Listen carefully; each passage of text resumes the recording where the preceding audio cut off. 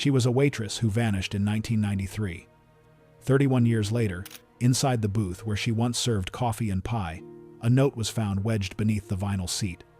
It wasn't just any scrap of paper. The handwriting was shaky, hurried, almost as if whoever wrote it didn't have much time. And the words? They weren't just strange, they were chilling.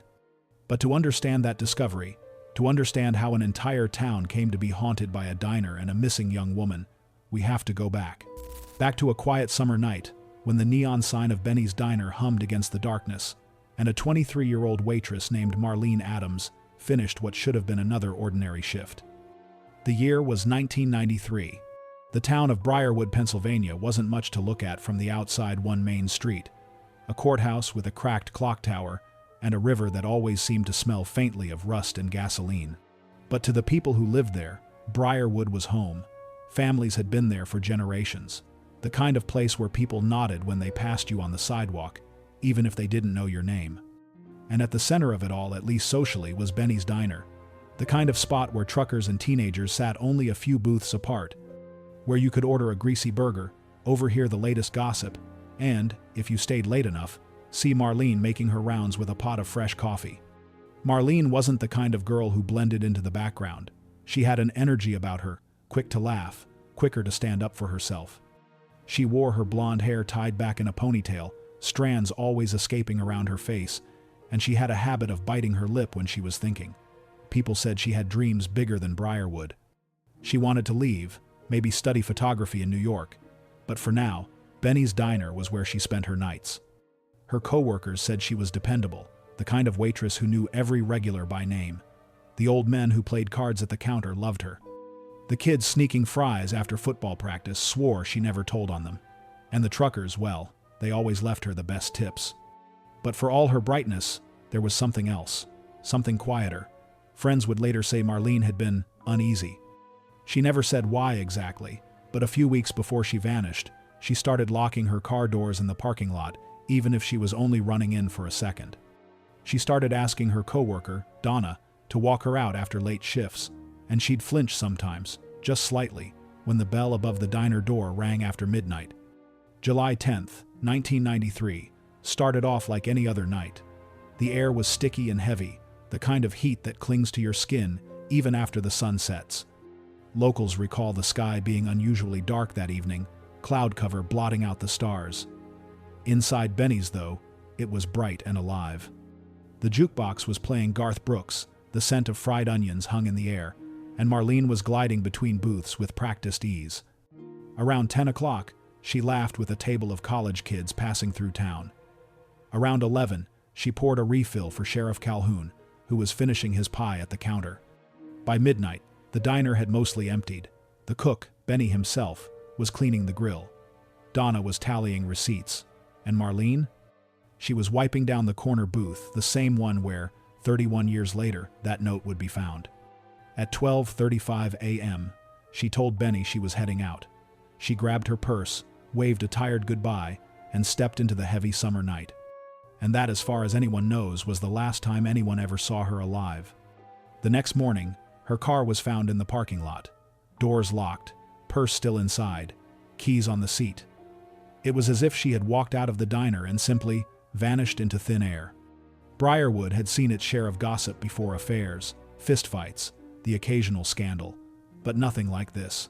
Nothing that left the whole town on edge. People whispered about it at church, in line at the grocery store, over the hum of lawnmowers. Where had Marlene gone? And why, in all these years, had there been no sign of her? Not a piece of clothing, not a phone call, not even a rumor that led anywhere real. It wasn't until decades later, when someone slid into that same booth on a quiet afternoon, that a single piece of paper would bring the case roaring back to life. But before we get there, we need to stay in 1993, in those first frantic hours, when the smell of coffee still lingered in the diner, and Marlene's absence was only just beginning to sink in. The morning after Marlene disappeared, Briarwood woke up like it always did. Farmers rolled out of bed before dawn. The factory whistle blew at 7 sharp. Kids biked down Maple Street toward the public pool.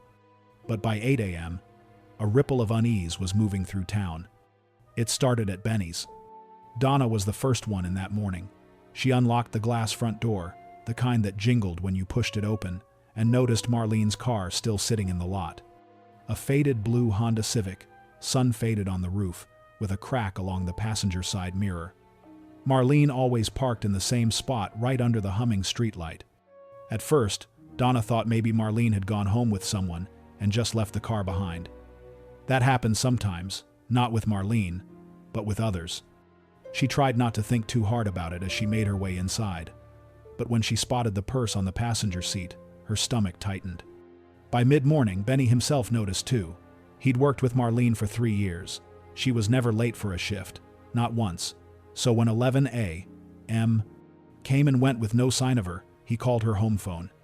It rang and rang, no answer. By noon, the whispers began. People sitting at the counter leaned toward each other. Truckers asked what was going on. Locals traded nervous glances. And when Sheriff Calhoun came through the door, same as he always did, same tired leather belt, same coffee order, every eye in the diner turned to him. "Sheriff," Benny said quietly, nodding toward the car outside. "It's Marlene." Calhoun was an old-school type. Thick mustache, voice like gravel, suspicious of everything, especially anything that sounded like gossip. At first, he brushed it off. Probably just stayed out with a friend. Young woman like her, she's allowed a night out. But when he went outside, peered through the car window, and saw the purse sitting there, untouched, he frowned. That wasn't right. He opened the door himself. Inside was Marlene's leather handbag, worn at the straps. Her wallet was tucked inside, a tube of lipstick, a photograph of her little sister tucked into the clear plastic sleeve, and the keys just sitting on the seat, like she'd set them down and meant to grab them but never did. By late afternoon, Calhoun made the call to her family.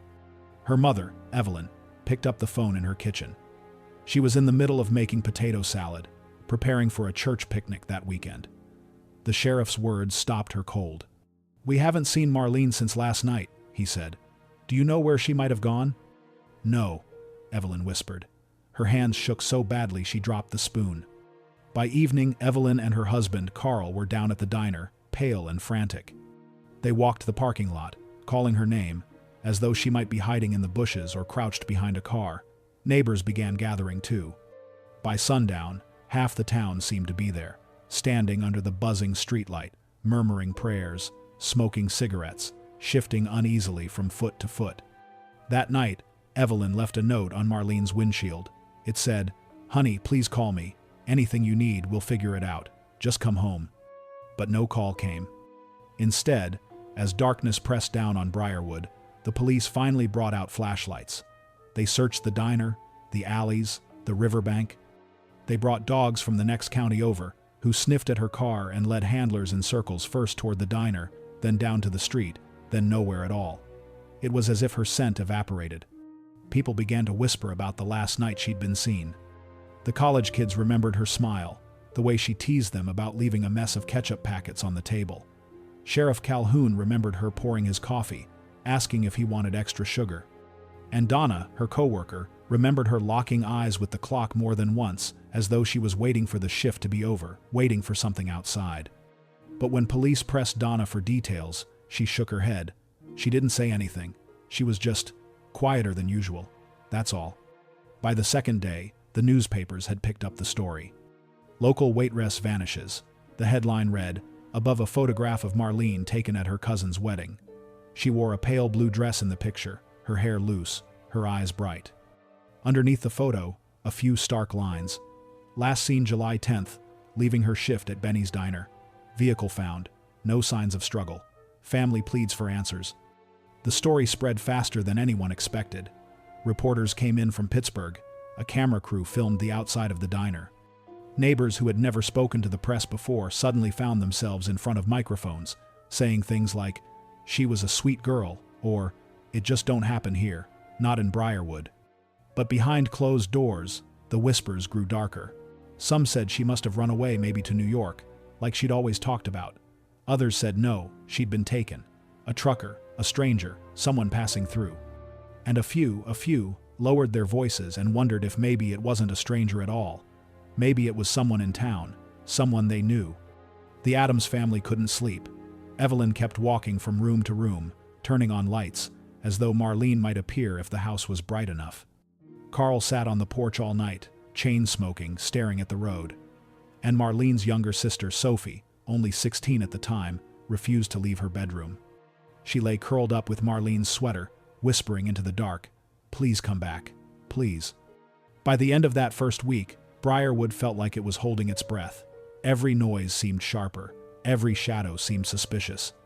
And in the diner, the booth where Marlene had last worked sat empty. No one wanted to sit there, not anymore. And maybe that was because, deep down, people sensed something wrong. Because the truth was, Marlene hadn't just walked away. Something had happened that night. Something none of them could see yet. By the second week, Briarwood was no longer just a small, sleepy town. It was a town under siege by fear. Flyers with Marlene's face were taped to every telephone pole, every gas station pump, every church bulletin board. Her picture stared back at people as they bought milk, as they filled their tanks, as they sat in pews on Sunday mornings. She wasn't just missing anymore, she was everywhere. The Adams family worked with volunteers to print thousands of those flyers. Evelyn refused to rest. She'd sit at the kitchen table until 2, sometimes 3 in the morning, folding stacks, smoothing tape onto the corners. "If someone sees her, they'll call," she kept repeating, almost like a prayer. Carl drove endless loops through town and beyond, down rural roads lined with cornfields, past abandoned barns, across bridges that rattled beneath his tires. He stopped at gas stations, diners, roadside motels. "Have you seen her?" he'd ask, pressing flyers into strangers' hands. Most shook their heads. Some looked away. Sheriff Calhoun organized search parties. Locals trudged through tall grass, waded along the riverbank, scoured the woods with flashlights. The sound of dogs barking echoed late into the night. And still nothing. Not a scrap of clothing, not a footprint, not a single clear lead. That's when the theories began to spiral. Some swore they'd seen a strange car parked near the diner that night. A dark sedan, maybe navy, maybe black. No one could agree on the exact color. A couple of teenagers claimed they saw it driving slowly down Main Street just after midnight, headlights dimmed. But when pressed, their stories wobbled. Maybe it was 11:30, not midnight. Maybe the car was a truck, not a sedan. In a town like Briarwood, rumor could twist like smoke. Others whispered about the river. The Susquehanna cut right through town, wide and restless. More than one person said they heard splashing the night Marlene vanished. Some wondered if she had fallen in. Others wondered if someone had put her there. But when divers went in, they came up empty. Just mud, rocks, and the bones of fish. And then came the cruelest whispers of all that maybe she had left willingly. That maybe she'd been hiding something, a secret romance, a debt, a plan to run. Her co-workers shut that down fast. She wouldn't just leave her car, Donna insisted. She wouldn't leave her purse, not Marlene. But small towns have long memories and sharp tongues. The rumors spread anyway, winding their way into grocery store aisles and barbershop chairs. Meanwhile, the Adams family began to unravel. Evelyn's eyes turned hollow from lack of sleep. Carl stopped showing up for his shifts at the mill. Sophie stopped going to school. The house, once filled with chatter and laughter, grew silent, except for the creak of floorboards and the occasional ring of the telephone. Every call made their hearts jump. Most were hang-ups, a few were cruel pranks. And once it was a woman's voice, trembling, saying she thought she saw Marlene at a rest stop 50 miles away.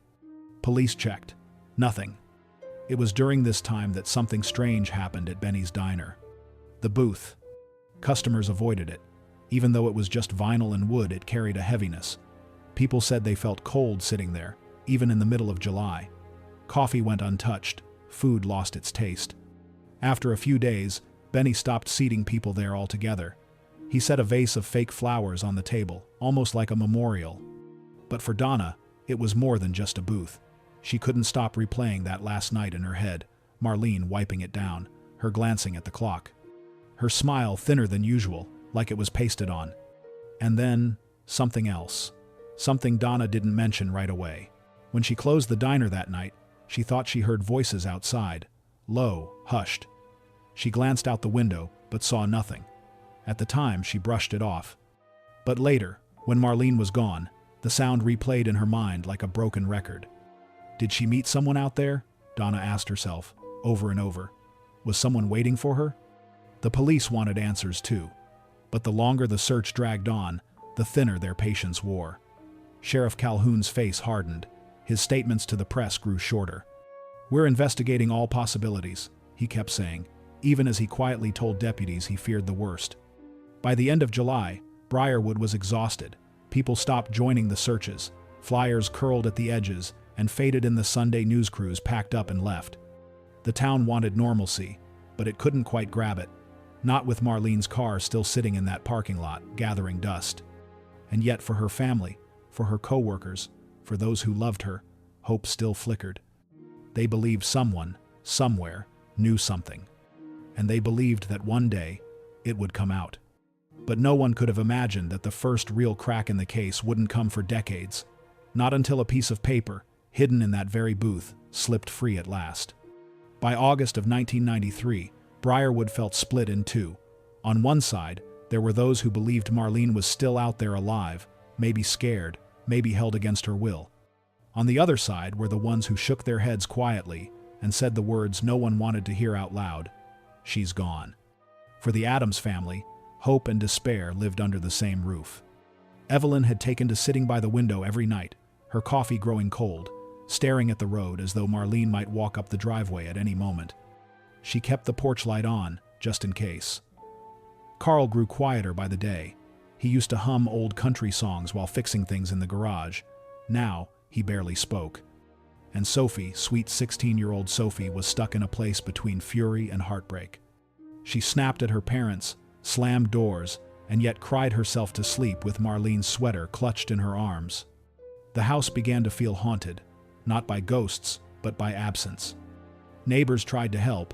Women from the church brought casseroles and pies, though most went untouched. A few of Carl's buddies offered to mow the lawn, chop wood, fix the porch steps. It was kindness, but also a way to keep busy, to avoid the silence that hung heavy over Briarwood. Meanwhile, the police investigation pushed forward, though not always in the right direction. Early in August, a trucker passing through claimed he'd seen a young woman matching Marlene's description at a truck stop diner 2 towns over. He said she looked out of place and nervous. Investigators rushed to check, but when they pulled the security tapes, the woman turned out to be someone else entirely, a local girl with short blonde hair. Then came the psychic. A middle-aged woman from Harrisburg showed up at the diner, insisting she had visions of Marlene. She said she saw water, trees, and something shiny, like jewelry buried in the ground. Desperate, Evelyn begged the sheriff to follow up. Against his better judgment, Calhoun allowed it. Search parties combed the woods near the river, guided by the psychic's vague directions.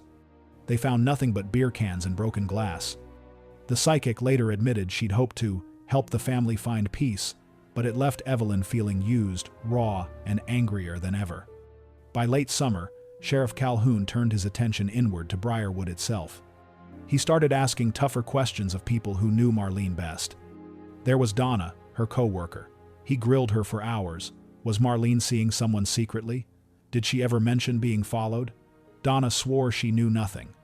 There was Jimmy Hart, the dishwasher, a wiry 17-year-old who had a not-so-secret crush on Marlene. Calhoun pressed him, too. Jimmy shook his head, near tears, saying, "She was nice to me, Sheriff. That's all." And then, there was an older man, a regular. A man named Walter Price. Walter was in his late 40s, widowed, worked at the hardware store.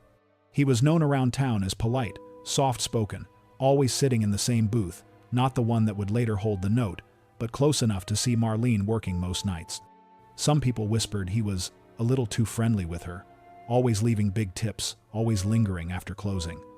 When questioned, Walter admitted he liked talking to Marlene. "She was kind," he told police, "made me feel less alone." He denied anything inappropriate. He insisted he went straight home the night she disappeared.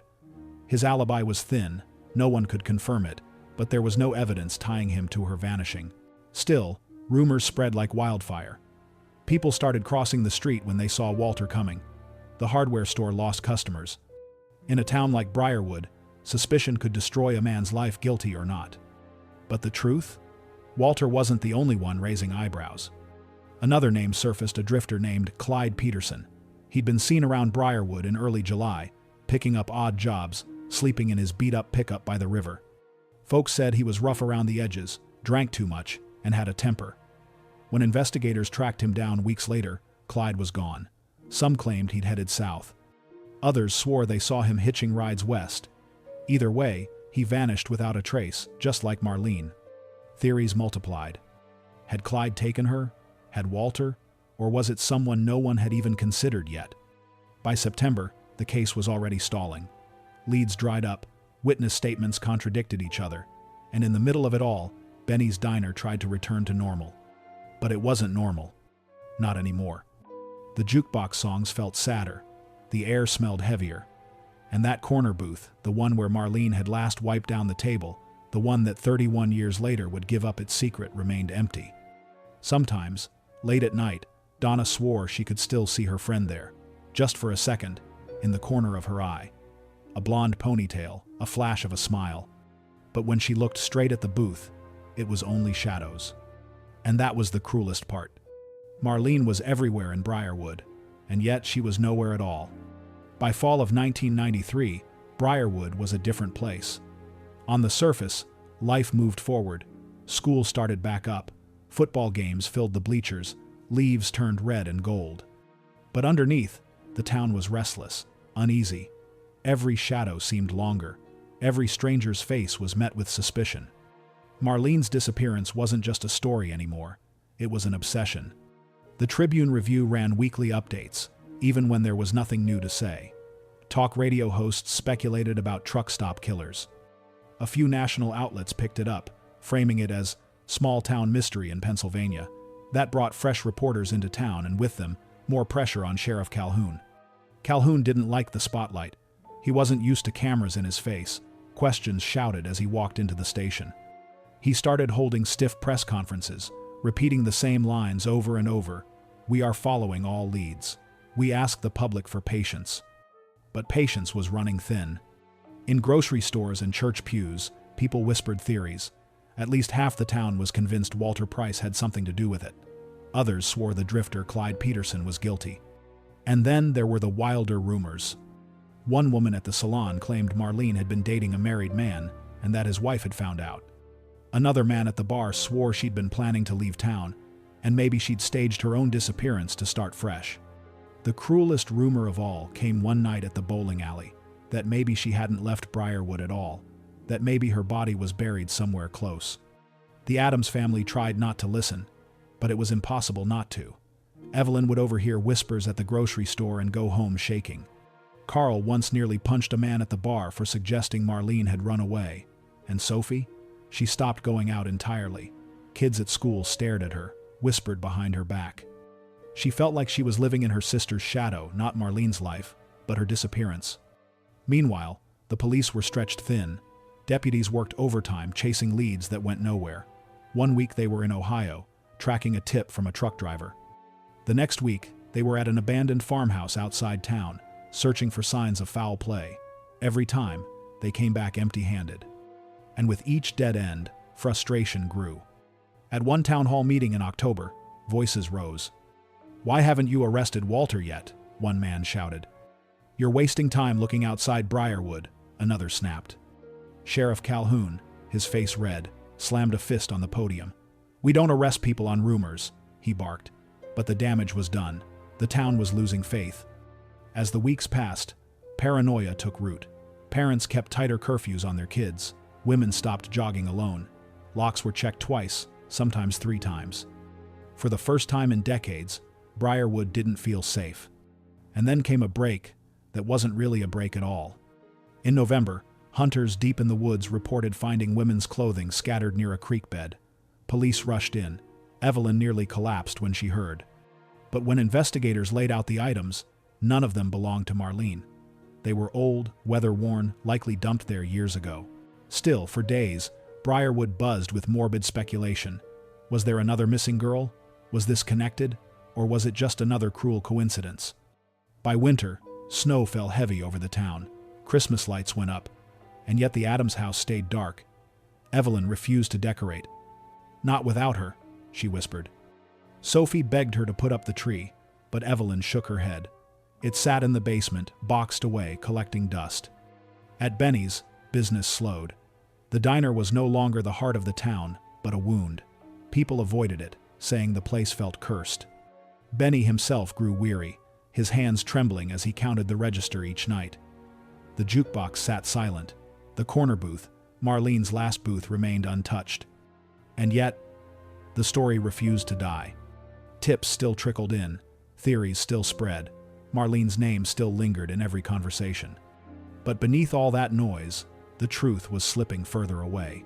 The trail was going cold, and soon, Marlene's disappearance would stop being an open wound and become a scar the town carried, quietly, for decades. Time has a cruel way of softening urgency. By 1994, the frantic searches for Marlene had slowed. The flyers were faded, peeling on telephone poles. The news coverage had trickled into brief mentions, often buried in the back of the local paper, and Briarwood, as much as it hated to, began to adjust. But the Adams family couldn't. For Evelyn, every morning began the same. She'd wake early, put on a pot of coffee, and glance out the window toward the road. For months, she kept expecting a figure to appear, blonde hair in a ponytail, walking fast, smiling, apologizing for worrying everyone. But day after day, the road stayed empty. She started keeping a journal, not for herself, but for Marlene. Each entry began the same way. Dear Marlene, followed by pages of updates. What she cooked for dinner, what Sophie was doing in school, what the weather was like. She wrote as if her daughter could read it one day, as if she'd come back and ask what she'd missed. Carl, meanwhile, sank deeper into himself. He went back to work at the mill, but his co-workers said he was quieter, slower, like a man walking underwater. He spent weekends driving back roads, parking by the river, staring out at the current as if waiting for it to return something it had taken. And Sophie, poor Sophie, grew up in the shadow of her sister's absence. She was 16 when Marlene vanished, 17 when the case cooled. By 18, she was tired of being the girl whose sister disappeared. At school, teachers gave her pitying looks. Classmates whispered behind her back. She stopped going to dances, stopped answering calls from friends. She started sneaking cigarettes behind the gym, anger and grief tangled inside her. She loved Marlene, but she also hated that her life was now defined by someone else's mystery. Briarwood, too, began to change. The diner, once the town's heartbeat, grew quieter. People still came in, but the laughter was gone. Conversations were hushed. The corner booth sat empty, still avoided like it carried a curse. Benny tried to move forward. He replaced the jukebox, repainted the walls, even changed the menu, but it didn't matter. To most people, Benny's was no longer a diner. It was the place where Marlene had last been seen. Some families moved away. Others locked their doors earlier at night. Parents told their daughters, "Don't walk alone after dark." And though time passed, the undercurrent of unease never truly left. Every so often, a new rumor would stir things up again. In '95, a woman in Maryland swore she saw Marlene at a bus station. Police investigated. It wasn't her. In '97, bones were found in the woods outside a nearby county. For weeks, Briarwood buzzed with speculation, but the remains turned out to be from a man who had died decades earlier. In 2001, a prison inmate claimed he had information about a waitress in Pennsylvania. Investigators met with him, only to learn he was chasing leniency on unrelated charges. He knew nothing. Each time, Evelyn's hopes rose and fell like a cruel tide. Carl stopped believing in tips altogether. He told his wife, "Don't get your hopes up, it's just gonna break you again." But Evelyn couldn't stop herself. Each possibility was a lifeline, however frayed. The years rolled on. By the time 2003 arrived, 10 years since Marlene's disappearance, Briarwood held a candlelight vigil. People gathered outside the diner holding photographs, whispering prayers, wiping tears as the church choir sang. The Adams family stood together, holding hands, their faces lit by flickering candlelight. But once the candles went out, life moved on again. The cold reality was that Marlene had become a ghost story, a name kids whispered when they dared each other to walk by the diner at night. A cautionary tale parents told their teenagers. And yet for her family, the pain never dulled. Evelyn kept writing in her journal. Carl kept staring at the river. Sophie, now grown, left Briarwood for a while. But no matter where she went, the weight of her sister's absence followed. Decades passed this way. seasons changing, holidays coming and going, and still no answers. Until, 31 years later, when a piece of paper slipped from beneath that diner booth. A note. A message. And suddenly, all those years of silence cracked open again. The late 90s turned into the early 2000s, and still, the question hung over Briarwood like a storm cloud. What happened to Marlene Adams? By then, the case was officially cold. The sheriff's office still had a file thick with reports, witness statements, maps, with circles and highlighter marks. But the file mostly gathered dust in a back cabinet. A younger deputy admitted years later, "We didn't forget about her, but there wasn't anything left to chase. Every trail had gone dead." For the Adams family, though, forgetting was never an option. Evelyn aged before her time. Her hair went gray, her hands grew frail, but every birthday she baked Marlene's favorite cake chocolate with buttercream frosting and set a slice at the table for her daughter. Some years, it went untouched. Other years, she cut into it herself, weeping with each bite. Carl grew bitter. He didn't want candles or cakes. He didn't want vigils or prayers. He wanted answers, and the silence gnawed at him like rust. His temper shortened. He snapped at friends, at co-workers, sometimes even at Evelyn. Their marriage, once solid, began to crack under the weight of grief. They still loved each other, but they carried that love like a burden. Sophie, meanwhile, tried to build a life of her own. She went to college for a year, dropped out, moved to Philadelphia, came back again. She got married, then divorced. Through it all, Marlene was there, not physically, but like a shadow. Every milestone Sophie reached felt incomplete, as if her sister should have been beside her. And the town itself? Briarwood was changing. The mill laid off workers. Younger families moved away. Main Street grew quieter, with empty storefronts and boarded windows. Benny's Diner survived, but barely. By the early 2000s, the neon sign buzzed more than it glowed, and the floor tiles had worn to a dull gray. Still, some regulars never left. Old men played cards at the counter, truckers pulled in for coffee on long hauls, and always, in the corner, the empty booth sat like a scar no one could cover. From time to time, the case would flare back to life. In 2004, a true crime magazine ran a feature on America's Forgotten Cold Cases.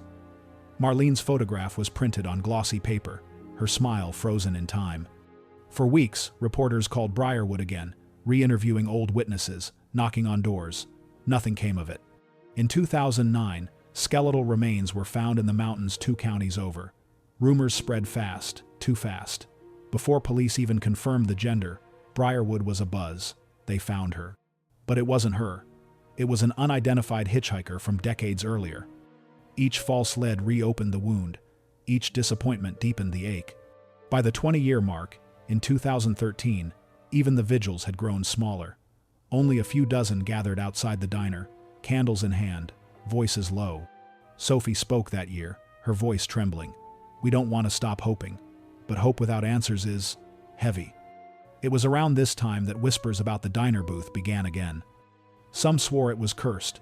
Others swore it was haunted. A waitress who worked there briefly claimed she felt watched every time she walked past it. A cook admitted he'd heard tapping sounds from the booth late at night, when the diner was empty. Benny laughed it off publicly, but privately, he admitted the booth gave him chills too. And still the note remained hidden, wedged beneath the vinyl, untouched for decades, waiting for the right moment to surface. By the late 2000s, a strange new current began sliding beneath Briarwood's quiet streets. Not a change in the weather or the river, but the internet. People who would never set foot in town were suddenly talking about Marlene. Her name, her photo, her last known steps, all of it began circulating on message boards, then in blogs, then in podcasts, that sounded like campfire stories told through headphones. It started small, a thread on an amateur sleuth forum titled, "Waitress Vanished After Late Shift Pennsylvania, 1993. A few dozen comments at first, then a few hundred. Strangers pored over old clippings someone had scanned and uploaded, studied grainy photos of the diner, and argued over theories like neighbors leaning over the same fence. People made maps with colored pins, circling the diner, the river, the hardware store, and a long, dusty stretch of highway, favored by long-haul truckers. Some of the posts felt tender, like prayers from people who never knew her. Others felt feverish, like puzzles that would not let go. A woman from Oregon wrote, "I was a waitress too. I worked the overnight shift. There were moments I felt watched and didn't know by whom." A man from Georgia replied with a route map, explaining how a driver could pull off, snatch someone, and merge back onto the highway without anyone noticing. He called it the loop, as if a nickname made it less monstrous. Podcasts came next. A scrappy show run by two friends released an episode called The Last Check, The Last Wipe Down. They played the clink of diner plates and a hiss of fake grill noise under the narration. They described Marlene's final minutes, the purse in the car, the keys on the seat. The episode ended with a simple, brutal question. Who waited outside the neon glow? It went modestly viral. New listeners discovered the story, then went hunting for more. Briarwood noticed. It was hard not to. Every few months, someone new showed up, a blogger with a camera, a hobbyist with a drone, a YouTuber hungry for moody footage of a neon sign flickering at dusk. The first time a drone buzzed over the diner roof, Benny burst out the back door, waving a dish towel like a surrender flag and shouting for the pilot to bring that thing down. The pilot apologized and bought a slice of pie. Benny accepted the apology but threw away the pie uneaten. The sheriff's office also noticed, and not just because of the outsiders. A new generation of deputies came up under Sheriff Calhoun, and they were comfortable in a world where files didn't just live in metal cabinets, but could be scanned, tagged, and cross-referenced by a search bar. They digitized portions of the case. They logged tips that had once been scribbled on loose paper, now secured with timestamps in a database. They sent old evidence to new labs that, in those early years of expanding forensic tech, promised the moon and delivered something a little less, not nothing, but not answers either. One deputy, younger than the case itself, grew quietly obsessed. His name was Daniel Kincaid, and he had a habit of staying late at his desk, glowing blue in the light of his computer screen, reading printouts until the words blurred. He wasn't from Briarwood. He didn't grow up with stories of the corner booth or the summer of fear. Maybe that's why he could push into old places without flinching. He called the lab that had tested fibers from Marlene's car back in the day. He asked whether newer methods could get more from the same scraps. Sometimes the answer was yes, and that yes arrived as a careful maybe, not a miracle. Sometimes the answer was no, and the no felt final. He kept asking anyway.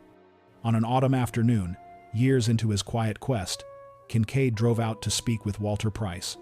Walter still lived alone, still worked at the hardware store, though he moved slower now. His back bent in a shape that said grief could be carried by people who were never the ones missing.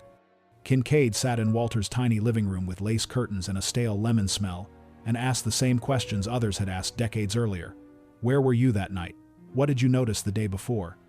Did she ever say she was scared? Walter answered with the same soft-spoken patience that had once made folks trust him at the paint counter. She was kind, he said. She laughed at my bad jokes. She gave me extra coffee when she knew I'd had a hard day. He insisted again that he had gone home alone, gone to bed, woken to the same shock as everyone else.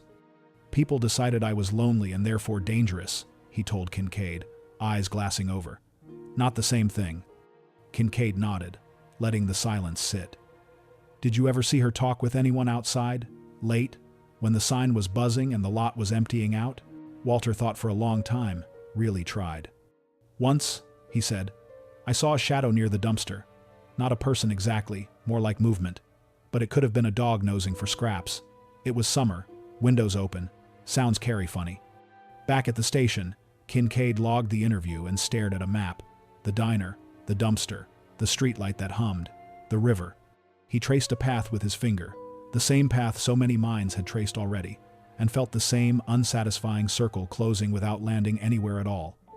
Meanwhile, the name Clyde Peterson returned like a burr stuck to a sweater you thought you'd shaken clean. An out-of-state detective emailed the sheriff's office about a case in his jurisdiction, with whispers of a drifter who used to sleep by rivers and pick up day jobs. The age matched, the temperament matched.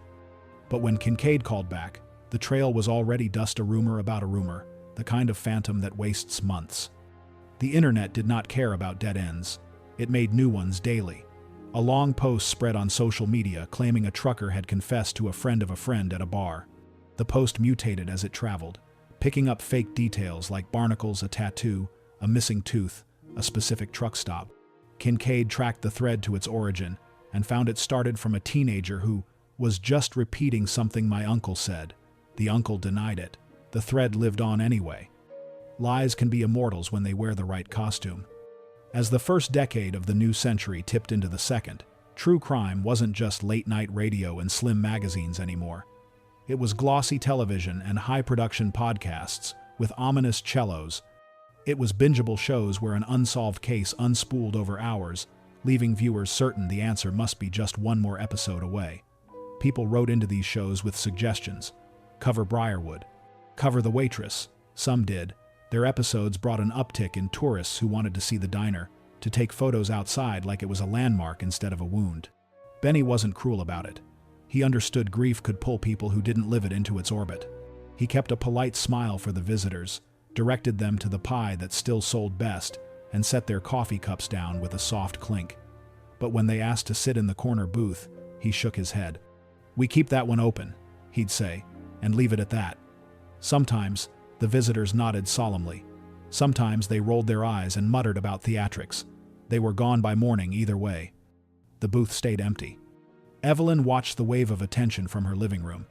She would see her daughter's face pop up on a television screen between an ad for laundry detergent and a car commercial, and feel her insides fold in on themselves. Some nights she turned it off. Other nights she sat through the pain like she owed it to Marlene to witness every mention, every retelling. She kept her journal going, the entries shorter now, the handwriting a little shakier. "Another show covered you. They pronounced our last name wrong. I yelled at the television and then cried, because I do not want them to stop saying your name." Carl, older and quieter, refused to watch. "What good is it?" he would say. "They don't know a thing we don't already know." He wasn't wrong.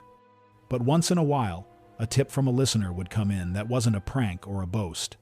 A woman who had worked a shift at a gas station 2 towns over remembered a man who used to come in after midnight, hands so clean they looked scrubbed raw. She could not explain why that detail bothered her. Kincaid drove out and pulled ancient transaction logs. He learned only that the station had changed owners 3 times, and any cameras from that era had been taped over, then taped over again. Sophie, who had spent years trying to build a life that wasn't a counter-argument to her sister's disappearance, found herself pulled into the orbit again too. She joined a support group online for families of the missing. It was a humble little corner of the web where people spoke in simple sentences that did not try to make poetry out of pain. They shared photos of the faces they were still looking for. They swapped survival tips. Drink water. Eat, even if it tastes like cardboard. Let yourself sleep sometimes without guilt. When the big shows released episodes, Sophie's group would start a thread that said, "Breathe. The world will talk about them for a week and then fall quiet. We will still be here next week, and the week after that." It helped. Not enough, but a little. The sheriff's office got a grant to retest biological evidence with improved tech. A lab reached out about footwear impression software that could analyze the partial print found years ago near the back door of the diner. The print had never matched any suspect. The software said only what everyone already knew. The sole was common, the sort you could buy at any big box store. It felt like proof, but it was proof of nothing. Familiar as rain. One winter, the diner almost replaced the corner booth. The vinyl had cracked along the seam, the foam showing like a bandage worn too thin. A carpenter measured and quoted a price. Benny penciled the figure into his ledger and winced. He told himself it was time. He even scheduled a day to close early. But when he stood beside the booth with the carpenter waiting, and the room quiet, he could not say, "Go ahead." "Not yet," he said, his voice catching. "Give me a little longer." The carpenter nodded. The booth stayed. Fate, or something like it, nodded along. As anniversaries stacked up like yellowing newspapers, Sheriff Calhoun retired. His hair had gone white. His mustache remained stubbornly itself. At the small ceremony in the courthouse, he shook hands and posed for photos he did not want. When a local reporter asked what case haunted him most, he glanced down and said, "That girl from the diner." He did not say Marlene's name on the stage, but he said it later, in a hallway with bad acoustics. "Marlene?" he murmured, like a confession. His successor was younger, sharper around the edges, and more at ease with the world the case now lived in. She didn't mind cameras or blog questions because she understood that attention could be currency, and sometimes you need to spend it to buy a lead. She brought Kincaid into meetings and told him to keep pushing on the digital side. She also reminded the team that cold cases aren't solved by scrolling alone. Boots on the ground, she said. Knock on doors. Talk to people until they are sick of seeing your face. So, they knocked again on Walter's door, on Donna's, on the dishwasher's who had long since moved, and now had 2 kids and a mortgage, and a look of disbelief that he was talking about the summer of 1993 like it was yesterday. They found one of the college kids who had passed through the diner that last night, now a middle-aged teacher with laugh lines that had nothing to do with laughter. He remembered the music on the jukebox. He remembered the way the coffee tasted slightly burnt in the early hours. He did not remember a strange car. Memory is unfair that way. It preserves the song and loses the face you needed most. When the first big streaming docuseries on a different small-town disappearance exploded, people in Briarwood wondered if that kind of spotlight could crack their case. Some begged for it, others feared it. Evelyn didn't know what she felt, only that if a camera crew came into her kitchen, she would give them tea and then ask them to be very careful with her daughter's name. Sophie dreaded it. She understood television had its own hunger, and hunger cares mostly about feeding itself. Then came a quiet summer, when nothing much happened in the world beyond the usual, and a small true crime podcast put out a mini-series on Briarwood. They were gentle. They called Evelyn in advance and said, "We want to speak softly." They interviewed Benny in the early morning while the diner still smelled like bleach and cool air. They asked Kincaid what kept him going. He said, "Sometimes a small thing shifts in the pile. That's all I'm waiting for, the small shift that reveals something we missed." Listeners wrote in with sympathy and with theories. One woman pointed out something so ordinary that no one had bothered to say it out loud before. If the keys were on the seat and the purse was in the car, someone else might have told her to leave them. She trusted whoever it was, at least for a minute, enough to set her things down and step out. It wasn't new. It wasn't even particularly insightful. But it felt like a rough fingertip, tracing the shape of a truth the town had avoided because it ached. Maybe it had not been a stranger who waited beyond the neon. Maybe it had been a familiar shadow. That autumn, a former line cook who had moved away came back to town for a funeral. He sat at the counter with his hat in his hands and told Benny that, on the last week he worked with Marlene, someone had left a small gift on the counter without a note, a keychain in the shape of a camera, the kind a person gives when they know your dream. Marlene loved it. She clipped it to her keys and laughed, saying it was a sign she'd make it to New York one day. Benny had forgotten this. Or maybe he had tucked it away in the drawer of things that were too sweet to touch after everything soured. Either way, the memory returned like a match struck in a dark room. Bright, brief, stubborn. Kincaid wrote it down. He looked for the keychain in the property inventory. It wasn't listed. Maybe it fell off. Maybe it was stolen as a morbid keepsake in the chaos of those first days when the parking lot swarmed. Or maybe it was never taken into evidence at all. A tiny failure in a case made of tiny failures that, together, made a gap a girl could disappear through. Online, the debates sharpened. One faction insisted the river was the answer and that it had simply kept its secret. Another argued against water with a sort of fervor, pointing out how often small-town perpetrators were boringly close to home. In between, quieter voices talked about grief, about how decades compress a person until they are a shard of who they were, and how sometimes the right nudge unjams the works of memory. "The mind keeps some things for later," one post said. "Later doesn't mean kinder." Then, like wind changing without warning, everything tilted. It began with a practical decision, the way big turns often do. Benny's nephew took over the diner. Benny was not getting any younger, and the books were not getting any kinder. The nephew wanted to make improvements without losing the bones of the place. Fresh paint, new coffee maker, better stools. He called a local upholsterer about the cracked vinyl in the booths. "We can restretch and patch," the upholsterer said, "but after all these years, you should probably replace." The nephew hesitated. He thought of his uncle's face the last time a carpenter stood beside that corner booth. "Patch," he said. "At least start there." The upholsterer ran a hand along seams that had been sat on by truckers and teenagers and church folks heading to Sunday service. When he reached the corner booth, he frowned. "The frame is loose," he said, kneeling. He slid his fingers along the underside where the wood met the support, then reached deeper, the way a person fishing might test a snag. Something caught. "What is it?" the nephew asked. "Something stuck," the upholsterer said, voice gone curious. He worked gently, pried a little, then stopped. "Get me a flashlight." The nephew held the light low. Dust motes spun like tiny planets. There, wedged in a narrow lip of wood, sat a strip of old paper, the edge crimped where time had chewed. The upholsterer didn't yank. He slid a thin tool behind it, coaxing it the way you coax a sliver from a thumb. The paper came free with a sigh of dust and the faintest whisper, as if the booth itself exhaled. It looked like a receipt at first, but it wasn't thermal paper. It was heavier, more like a note torn from a small pad. The writing on it was faint, the ink veined with years, but there. It tilted downhill, hurried. The nephew and the upholsterer stood in a hush that felt larger than the diner, larger than town.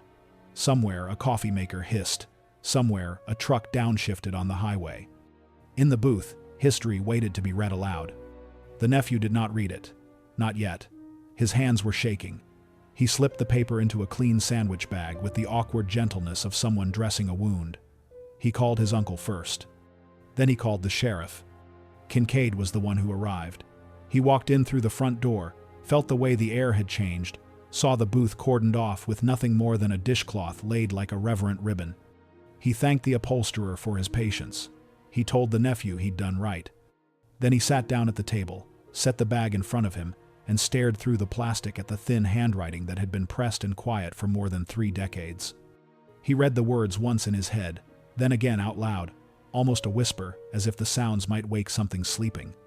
Outside, the sky was the color of dishwater. Inside, the note trembled the way a thing trembles that has waited too long to speak. And just like that, not with a camera crew or a streaming series or a dramatic confession, but with a piece of paper coaxed from the bones of a booth, the long, stuttering engine of the case kicked once, twice, and caught. The cold years weren't over, but they were ending. Something had shifted in the pile. A small thing. The kind a patient detective had sworn could change everything. When word of the note spread through Briarwood, it didn't move quietly. It thundered. The sheriff's office tried to keep things contained, but in a town like Briarwood, secrets have the shelf life of warm milk. By the next morning, the diner's parking lot was half full, not with customers, but with gawkers. Old regulars stood with arms folded, whispering in tight circles. Younger folks craned necks toward the booth, even though deputies had taped it off with yellow plastic. Reporters sniffed the story before the locals had even finished their first cup of coffee. By nightfall, satellite trucks lined Main Street. Inside the sheriff's office, the note sat under a sterile glow. It was no longer just paper wedged in wood. It was evidence. A crime scene in miniature. Detective Daniel Kincaid leaned over it like a priest at an altar. He read it again and again, each time catching new shadows in the loops of letters. The ink had bled faintly over the years, the lines shaky, uneven. Whoever had written it had been in a hurry or afraid. The words were short, but they carried weight like lead. "Don't trust him," he said, "meet by the river. If I don't come back." That was it. The sentence cut off. Jagged, like the writer had been pulled away mid-thought. Kincaid sat back, the hum of the fluorescent light filling the silence. It was her handwriting. That much was certain. The family confirmed it within minutes. Evelyn pressed trembling fingers to her lips when shown the note. "That's my baby," she whispered. "That's her." Sophie, now middle-aged with streaks of gray in her hair, stared hard at the words. "She knew something," she said, voice low and fierce. She knew, and no one listened. Theories sparked instantly. Who was him? Why the river? Why hide the note under the booth, of all places? Some thought she had been serving coffee when the realization struck that someone meant her harm, that she needed to leave a trace. Maybe she'd ducked down, slipped the note beneath the seat in a last-second act of defiance. Others thought she'd been warned, threatened, that whoever he was had been inside the diner, watching her write it, that she'd hidden it as a desperate safeguard, hoping someone would stumble upon it later. The river, that detail sent a chill through everyone. From the beginning, locals had whispered about it, about splashing noises in the night, about water that swallowed secrets. The note confirmed it. The river wasn't just rumor, it was part of the story. Back at the Adams house, Evelyn sat at the kitchen table with the note's copy in front of her. She traced the words with her finger, whispering Marlene's name over and over. Carl, older, his hands stiff with arthritis, stared silently. He didn't cry, not anymore, but his jaw clenched so tightly it looked like stone. Sophie, though, reacted differently. Anger burned hot in her chest. She grabbed the phone, calling local reporters, demanding they cover the note with accuracy. "Don't you dare twist this," she snapped.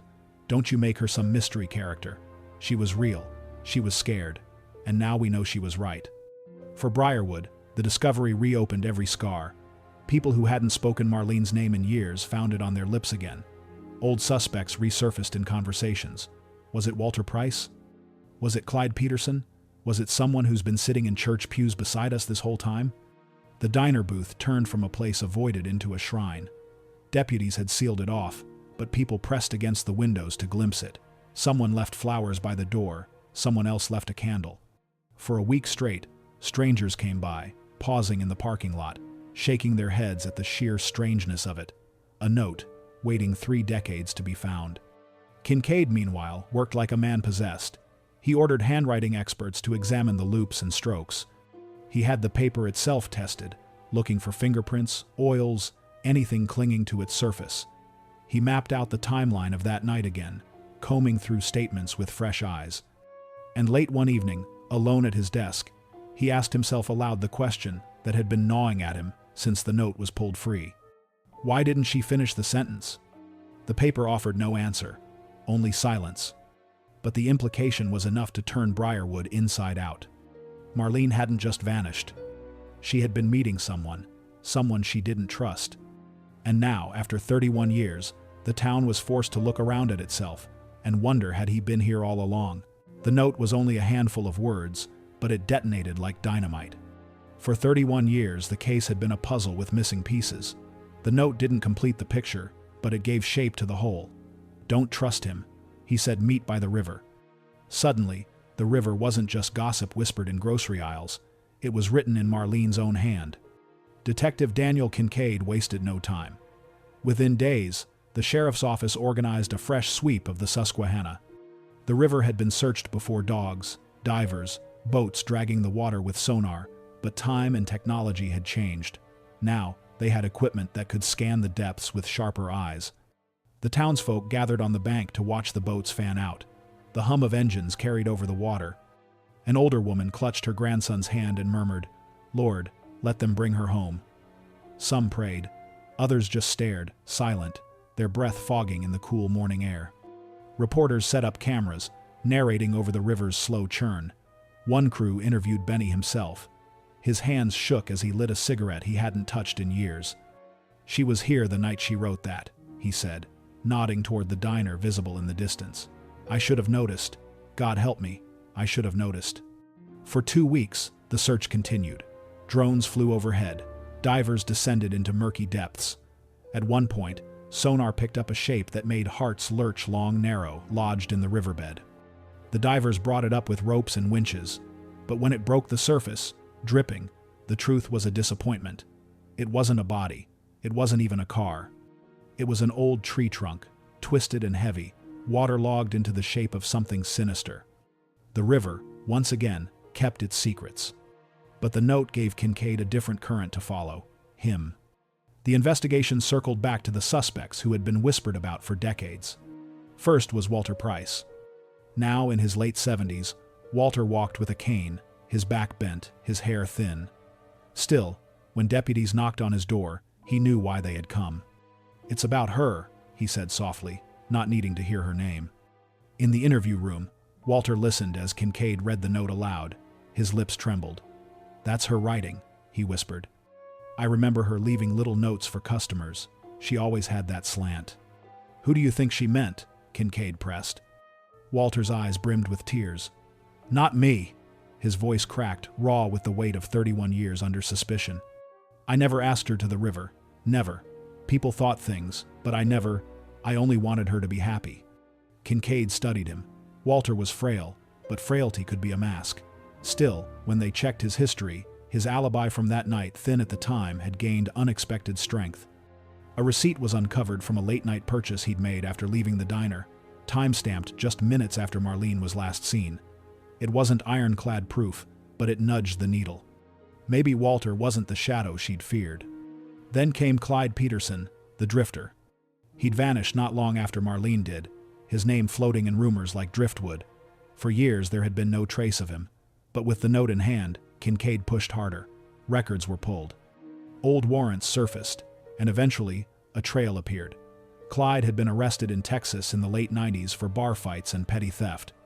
He'd done short stints in county jails, bounced from job to job, state to state. Then, around 2005, he disappeared from the record again. Dead, hiding, or still out there, living under another name? The uncertainty gnawed at investigators. And yet, whispers in Briarwood suggested a darker possibility that him wasn't a stranger at all, that it was someone woven into the fabric of the town. Donna, Marlene's old co-worker, broke down in tears when interviewed again.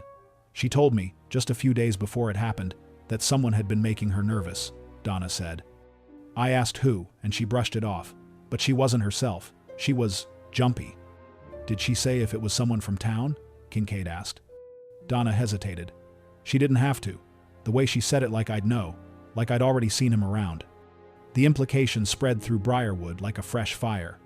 Who was the him everyone had overlooked? A customer? A co-worker? Someone in uniform? Back at the Adams house, Evelyn clutched the note like it was a relic.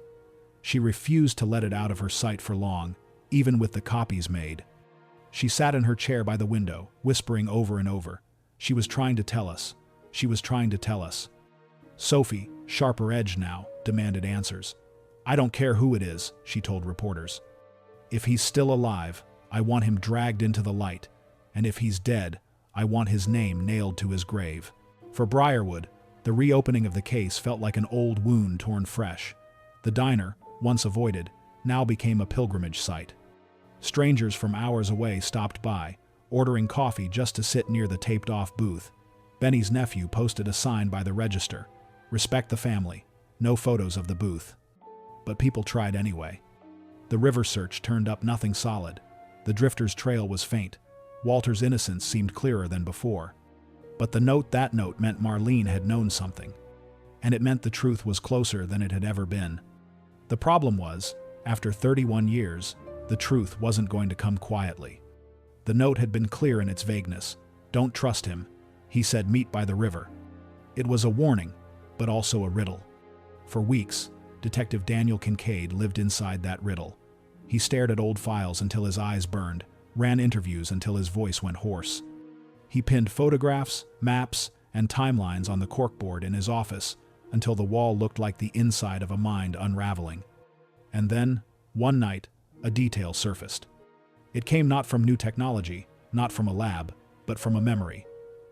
A retired deputy, now living in Florida, called Kincaid after seeing news about the note online. His voice crackled over the line, aged but sharp. There was something back then, he said. Something I thought didn't matter. When we searched the diner that first morning, I remember noticing muddy footprints near the back door, bigger than Marlene's. We figured they were from a delivery man, maybe Benny himself. But the mud, it was fresh. River mud. River mud. Kincaid froze. It was the kind of small thing he lived for, the small shift in the pile that changed everything. He dug back through the files. Sure enough, there was a photograph, grainy and faded, of a partial print near the diner's rear exit. The sole was common, but the soil analysis at the time noted high moisture, clay content. Back then, it was just one more dead end. Now, with the note in hand, it was a trail. Kincaid cross-referenced the diner's employee schedules from that summer. Delivery routes. Customers who stayed past midnight. And slowly, one name bubbled up, a name that had always been there, on the edges but never fully scrutinized. A deputy. One of Sheriff Calhoun's own men. He wasn't a suspect at the time. Why would he be? He wore the badge, he searched the woods, handed out flyers, even sat with Evelyn when she broke down outside the station. But beneath the uniform was a man with debts, a drinking problem, and a history of quiet complaints from women who said he made them uncomfortable, complaints that went nowhere. Back then, no one wanted to believe it. No one wanted to look too hard at the men sworn to protect them. But 31 years later, the shadows finally lined up. The deputy had died a decade earlier, his name etched in stone in the local cemetery. But when Kincaid traced his last known movements the night Marlene vanished, the pieces clicked. Witnesses placed him at the diner past midnight, long after his shift should have ended. One recalled seeing him leaning against his cruiser, watching Marlene through the glass. Another remembered his boots scuffed, streaked with mud. The river mud. Kincaid sat with Evelyn and Sophie to deliver the news. He spoke gently, but the words landed like thunder. "It was him," Sophie said flatly. "All this time." Evelyn wept silently, her hands trembling as she clutched the note. "She knew," she whispered. "She knew, and she tried to tell us." The revelation rocked Briarwood. For decades, the town had whispered about strangers, drifters, truckers. Now, the truth was worse. It had been one of their own, a man in uniform. A man they'd trusted. The case closed not with an arrest, but with a gravestone.